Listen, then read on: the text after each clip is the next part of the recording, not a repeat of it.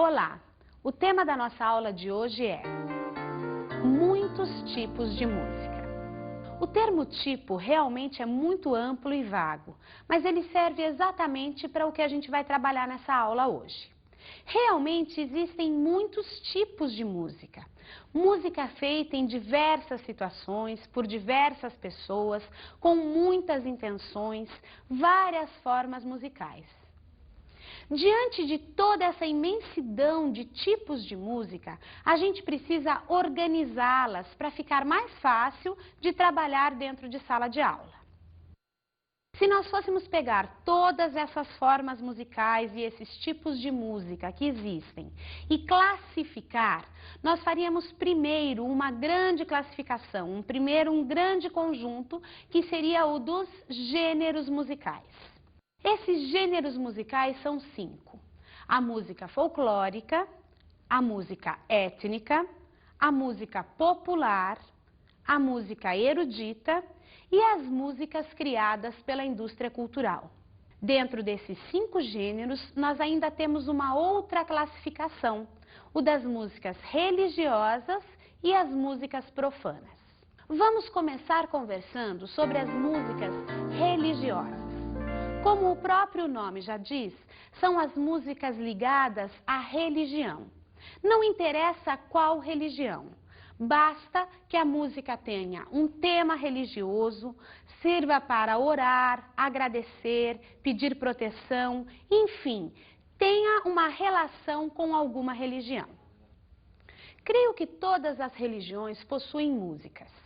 As orações para Iemanjá, à beira da praia, as tribos indígenas que reverenciam a terra, a lua, o sol, o canto gregoriano da Igreja Católica medieval, a música gospel, enfim, todas as religiões.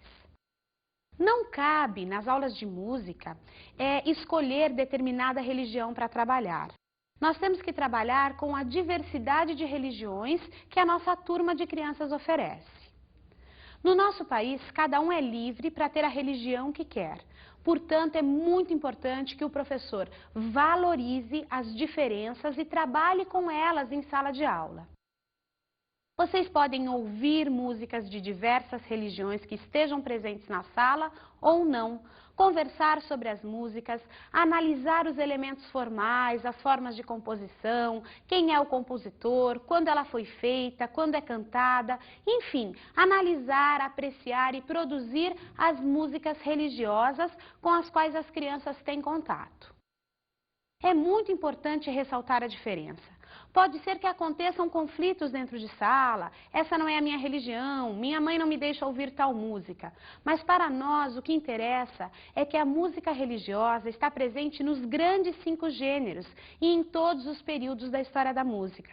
Por isso ela deve e pode tranquilamente ser trabalhada em sala. O professor tem que encaminhar as crianças para que elas respeitem as diferenças e valorizem a diferença dentro da sala de aula.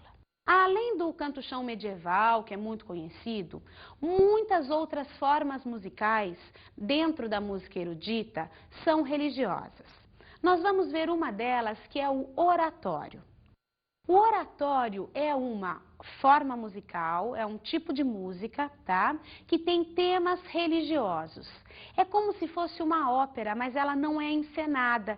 Existem diálogos, coros cantando e também existem muitos tipos de oratório. Nós vamos ouvir hoje um oratório muito conhecido, chamado Messias, que é de um compositor inglês, o Handel.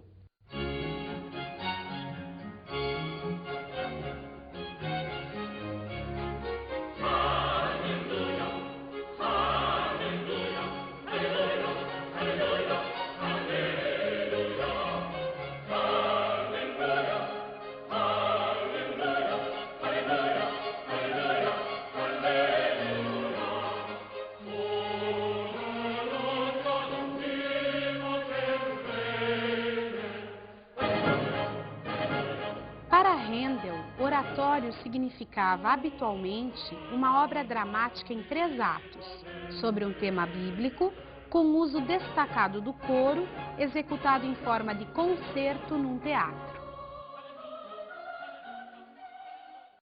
Com certeza vocês já ouviram essa música em algum lugar, não é mesmo? Essa obra de Handel, o Messias, estreou em 1741 e ele a compôs depois que uma ópera sua, baseada em temas religiosos, foi proibida por um bispo. Bem, esse é só um exemplo de uma música religiosa. Vocês podem e devem procurar outros exemplos e trabalhar com várias formas musicais ligadas à religiosidade dos povos com as crianças. Além das músicas religiosas, nós temos as músicas profanas. As músicas profanas são todas aquelas que não têm nenhuma intenção religiosa. São as músicas para dormir, guerrear, relaxar, seduzir, dançar, enfim, todas as outras músicas que não servem para ligar o indivíduo a nenhum deus ou entidade. Dentro da música profana, nós temos inúmeras formas musicais. Nós vamos conversar um pouquinho sobre a ópera. Pode ser que existam algumas óperas com tema religioso, mas a maioria delas se caracteriza como música profana. A ópera é uma forma musical em que um teatro, uma história é cantada pelos atores. Portanto, para se fazer ópera, o indivíduo tem que ser, além de ator, cantor. A maioria dos diálogos são cantados e, além desses atores cantores, muitos outros profissionais estão envolvidos na produção de uma ópera. Os figurinistas, os maquiadores, os libretistas, enfim, uma série de outros profissionais. A ópera já foi muito famosa. Assim como hoje em dia o rock and roll é divulgado, a ópera também já foi a forma musical mais ouvida na Europa, principalmente entre os séculos 17 e 19. Mas a origem da ópera mesmo é no fim do Renascimento, no século 16, na Itália, em Florença. Foi ali que se começou a trabalhar com essa forma musical que ia ficar mundialmente famosa muitos séculos depois. A primeira ópera foi composta por Monteverdi, em 1607. Existiram algumas óperas antes da dele, mas foi esse compositor que realmente firmou a forma musical da ópera e colocou novos elementos nessa encenação teatral musicada. Muitos outros compositores trabalharam com óperas. Mozart, Haydn, até Beethoven compôs óperas que são famosas até hoje e encenadas em diversos lugares do mundo. Nós vamos ver a história de uma ópera que se chama Carmen. Ela foi composta por um francês, Bizet. Essa ópera Carmen, ela foi rejeitada no início, porque Bizet trouxe uma nova forma de composição.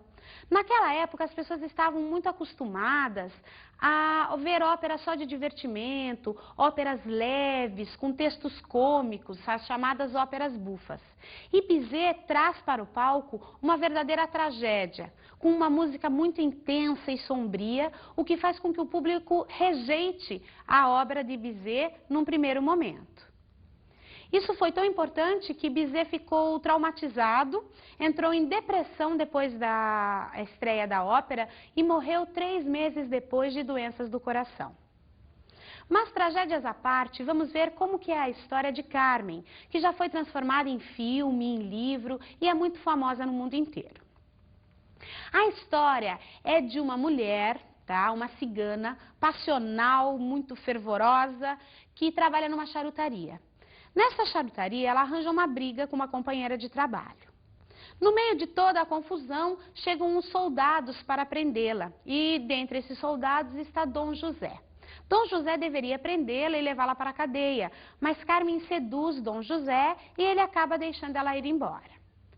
Mais tarde, Carmen se encontra com Dom José também numa taverna, onde também está um outro personagem importante da trama, que é Escamilho, um toureiro muito famoso na região. As coisas acontecem e Carmen acaba fugindo para as montanhas com Dom José, que deserta do exército e vai viver com ela. Depois de um tempo, a Carmen volta para a cidade, porque Dom José era muito ciumento, e acaba ficando com o toureiro famoso. Muitas coisas acontecem e, num momento de desespero, Dom José apunhala a Carmen, deixando-a morta. Realmente é uma tragédia, não é? Imaginem tudo isso sendo encenado e cantado por muitas pessoas juntas. Vocês vão assistir agora um trechinho da ópera da Carmen, que é o momento da briga na charutaria, certo? Vejam agora. Odiabile tussa da naranja, odiabile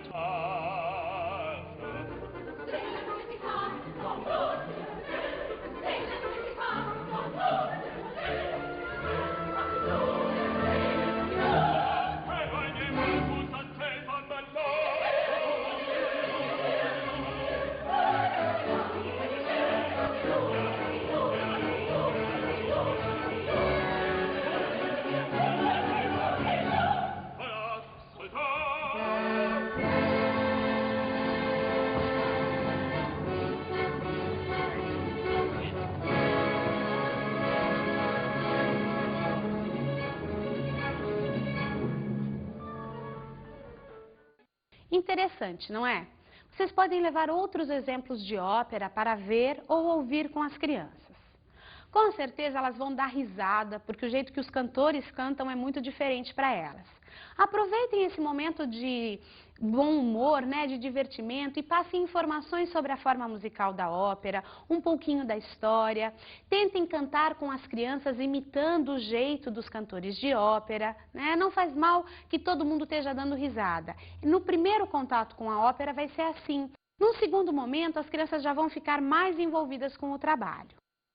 Vocês podem, além de tentar cantar como os cantores de ópera, criar pequenas histórias ou frases e as crianças irem cantando, falando, recitando, para se acostumar um pouquinho mais com essa forma musical. Além desses trabalhos, também existem uma série de outros materiais sobre a ópera que podem ser usados dentro de sala de aula. Hoje em dia, os DVDs e vídeos são bastante acessíveis dessa forma musical. E além disso, a gente tem alguns livros que falam sobre a ópera. São óperas para crianças. As óperas mais famosas, escritas em uma linguagem acessível e bastante agradável. Nós temos aqui o da ópera Carmen, temos da Flauta Mágica, de Mozart. Agora nós vamos conversar sobre cada um dos gêneros musicais de forma um pouquinho mais profunda. Já que estávamos ouvindo ópera, vamos falar sobre o gênero da música erudita. A música erudita é aquela feita por compositores acadêmicos que seguem ou rompem com determinadas regras dentro da época em que vivem. Por exemplo, Bizet viveu há mais de 150 anos atrás. E eu falei para vocês que quando ele estreou a ópera dele, ela foi rejeitada. Por quê? Porque Bizet rompeu com alguns padrões musicais daquela época que as pessoas estavam acostumadas. Normalmente, na transição dos períodos da história da música, a gente encontra esses compositores que rompem com padrões e criam novas formas de se trabalhar com aqueles elementos formadores da música. Portanto, a música erudita, ela é toda a música que a gente sabe quem compôs e que pertence fielmente a determinada época, determinado lugar. É uma música que tem data específica para acontecer, certo? Além da ópera, existem muitas outras formas musicais dentro da música erudita, que podem ser estudadas, trabalhadas e ouvidas com as crianças. Mas para isso, professor, é preciso estudar um pouquinho a história da música, tanto do Brasil como de todo o mundo. Sem essa pesquisa e esse estudo, fica muito difícil trabalhar com a música erudita na escola. Bem, além da música erudita, que é um dos gêneros, nós temos também o gênero da música étnica. A música étnica também é chamada de música ritual.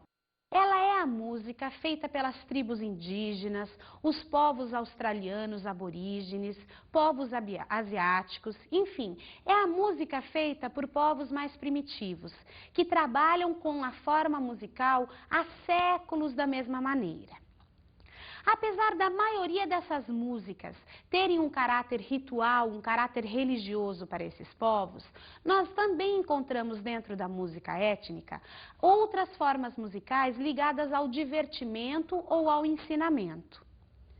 Dentro dos povos indígenas, por exemplo, existem músicas para ensinar as crianças a caçar, ensinar as crianças a colher, enfim, músicas que passam todos os ensinamentos morais e práticos do dia a dia.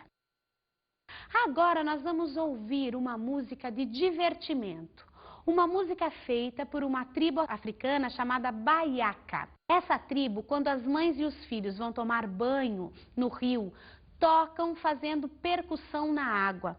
Eles vão batendo na água com as mãos em concha e criam uma sonoridade muito interessante e passam horas dentro do rio brincando com essa música. Vamos ouvir um pouquinho?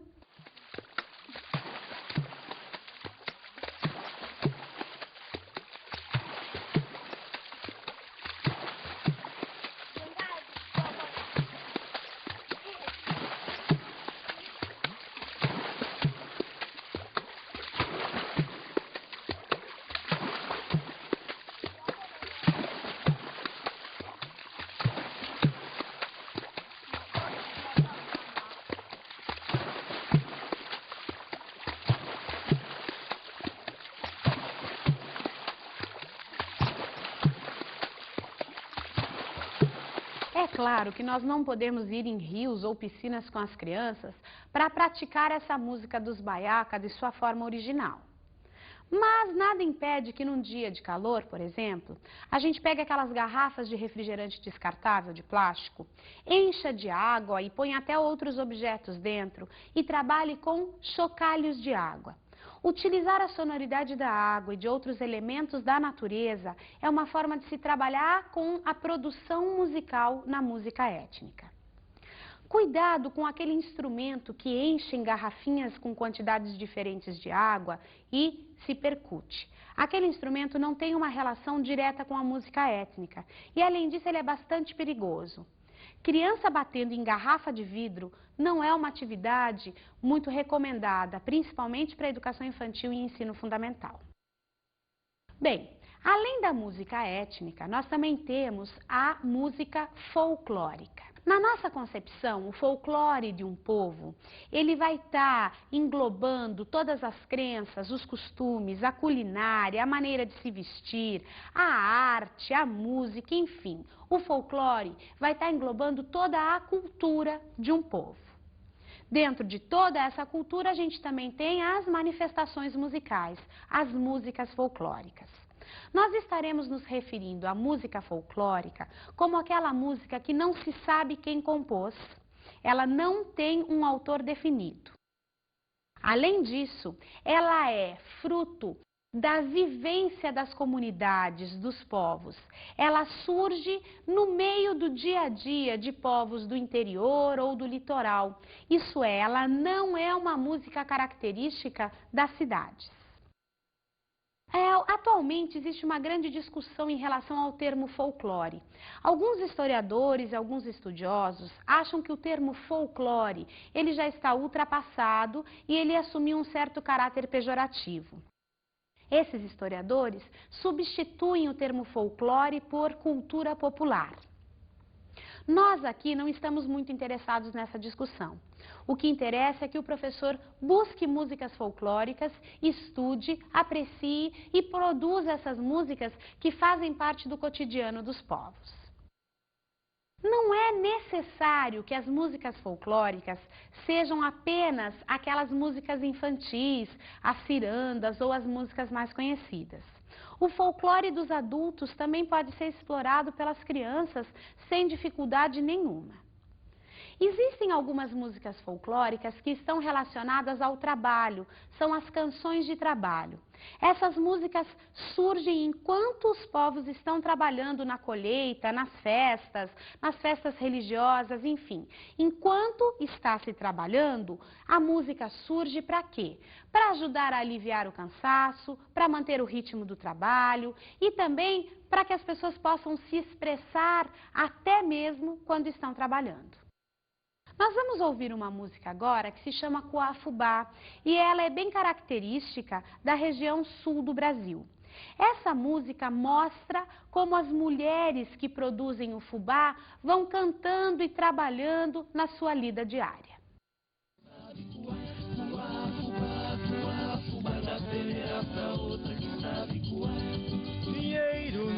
capinha. Roseira, me dá um botão, menina, me dá um abraço, eu te dou meu coração. Viram como essa música dá bem a ideia do balançar das peneiras enquanto se está trabalhando com a farinha? Bem, além de ouvir, brincar, cantar e dançar a música do coafubá, por exemplo, vocês podem propor que as crianças criem letras e encaixem na melodia do coafubá, mas essas letras vão estar falando de outras profissões, profissões mais ligadas ao dia a dia das crianças. Profissão de professor, encanador, pedreiro, costureiro, médico, enfim, criem novas letras. Num segundo momento, as crianças podem criar até as melodias para as letras que elas inventaram.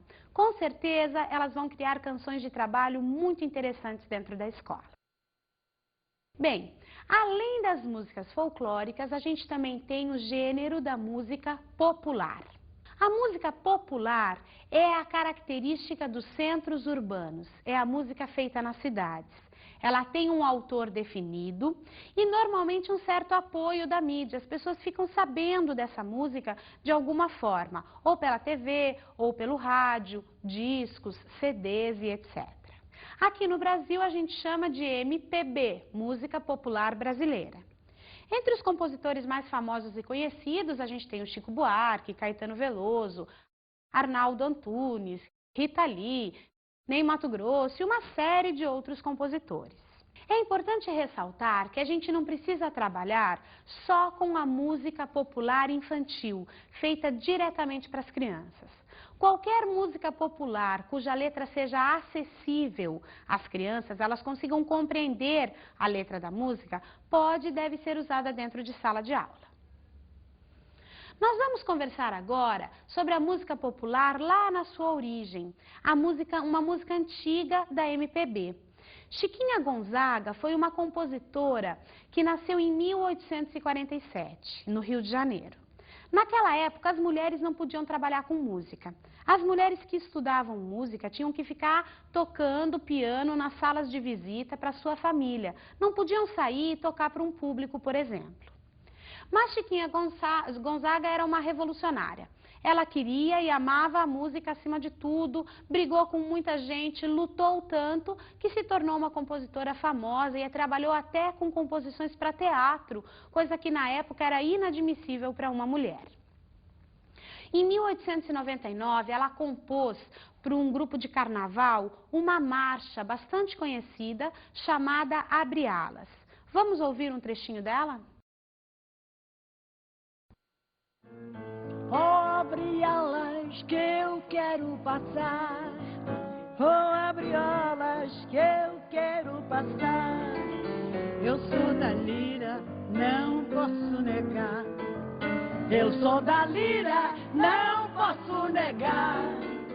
Bem, Chiquinha Gonzaga foi uma compositora que realmente abriu alas na sua época. A música popular, ela tem que ser explorada em sala de aula. Ouvir, saber quem compôs, que instrumentos estão tocando, cantar, tocar, gravar as crianças cantando e tocando, são atividades importantes com a música popular brasileira. Tanto dos compositores atuais, como compositores mais antigos, como Pixinguinha, Noel Rosa, Adoniran Barbosa, cujas letras são bastante acessíveis e entram facilmente no universo das crianças. Além do gênero da música popular, nós também temos as músicas criadas pela indústria cultural. São as músicas de massa, as músicas da mídia. Aquelas que tocam assim durante pouco tempo, mas muito. Em todas as rádios, TVs, todos os programas estão tocando aquelas músicas. Os compositores vendem milhões de cópias e daqui a 1, 2, 3 meses desaparecem do mercado. Essas músicas têm essa característica efêmera. Elas são compostas para serem consumidas sem nenhum tipo de análise, sem nenhum tipo de apreciação musical realmente. Veja, nada impede que a gente escute essas músicas, dance em festas ou em casa. Mas na escola, a gente tem que levar essas músicas e trabalhar como faz com todos os outros gêneros. analisando a letra, os instrumentos, os compositores, a intenção, enfim, fazendo uma análise cuidadosa dessas músicas para que as crianças passem de consumidores passivos a cidadãos críticos. Elas podem continuar gostando da música, mas vão perceber que os instrumentos desafinam, que a melodia é pobre, que as letras falam de temas às vezes absurdos. Portanto, eu não estou falando para vocês negarem a música criada pela indústria cultural. Muito pelo contrário, mas para trabalhar com essa música. Uma coisa interessante no nosso gosto pela arte, no nosso gosto musical, é que ele pode ser acumulativo. Eu posso gostar da música criada pela indústria cultural e nada me impede que, além dessas, eu também goste da música erudita ou da música popular. Eu não preciso abandonar a música da moda e começar a gostar de Beethoven. Eu posso juntar os gêneros e, em determinados momentos da minha vida, ouvir essa ou aquela obra musical. Mas na escola, não. Na escola, eu devo trabalhar com os 5 gêneros de forma equilibrada e profunda para que a criança realmente compreenda a cultura musical onde o ser humano está inserido. Agora, nós vamos conversar um pouquinho sobre a composição musical, sobre a forma como os compositores organizam aqueles 5 elementos formadores do som, dependendo da sua intenção. Iremos falar principalmente das escolhas que o compositor faz em relação aos timbres que irão aparecer na sua obra. Em relação à escolha dos timbres, dos tipos de som que o compositor faz, uma música pode ser instrumental, vocal a capela ou mista. A música instrumental é aquela na qual só se executam instrumentos musicais. Não existe voz numa música instrumental, mas também não interessa que tipo de instrumento é. Eu posso estar tocando uma caixinha de fósforo ou um piano de cauda. O que interessa é que a música é instrumental se só tiver instrumentos tocando.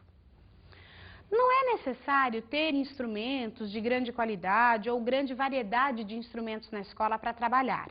É claro que quanto mais instrumentos e de melhor qualidade, melhor. Mas pode-se trabalhar com a música instrumental batendo caneta na carteira, batendo palmas, utilizando o próprio corpo como instrumento musical na escola.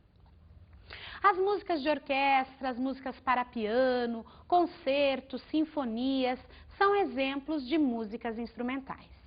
Já a música vocal, a capela, é aquela em que apenas a voz aparece.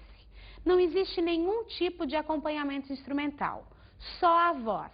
Cantada, sussurrada, gemida, gritada, não interessa. Interessa que apareça a voz humana. Normalmente, em sala de aula, a gente trabalha com música vocal a capela, porque nós não temos quem acompanhe as crianças cantando. Normalmente, a gente cria uma espécie de coral improvisado na escola e a turma vai cantando junto a capela, sem nenhum tipo de acompanhamento instrumental. Muitos corais, muitas formas musicais trabalham com a música vocal a capela. É importante ouvir várias pessoas cantando, vários cantores, homens, mulheres ou grupos, e perceber como é que a voz é trabalhada em diferentes contextos e sem nenhum tipo de acompanhamento, porque não é fácil entreter um público apenas utilizando a sua própria voz. Bem, além da música instrumental e a música vocal a capela, a gente tem também a música mista. A música mista é a que a gente mais está acostumado.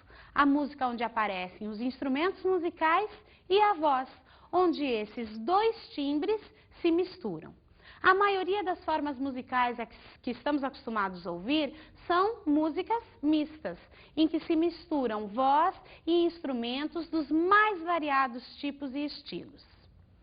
Nós vamos ver agora um pequeno vídeo de uma produção do grupo Palavra Cantada de São Paulo, que trabalha com composição e pesquisa de músicas infantis brasileiras. A danada da preguiça pode ser uma doencinha, pega nos adultos e também nas criancinhas. Dá uma goleta, só querendo espreguiçar, só de falar nela dá vontade de deitar. Ai, preguiça! Vai de cadastro, sai preguiça, aqui não tem lugar, sai preguiça. comigo não tem vez. Ai, preguiça! Vá pegar outro freguês! Uma gracinha essa música, não é mesmo? Ótima pra gente encerrar, mandando a preguiça embora. Vamos agora, então, para as nossas dicas de estudo.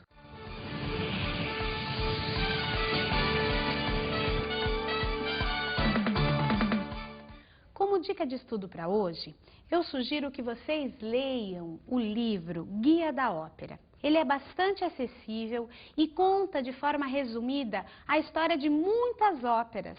Isso é bem importante para que vocês conheçam um pouco mais dessa forma musical e possam trabalhar mais com a música erudita em sala de aula.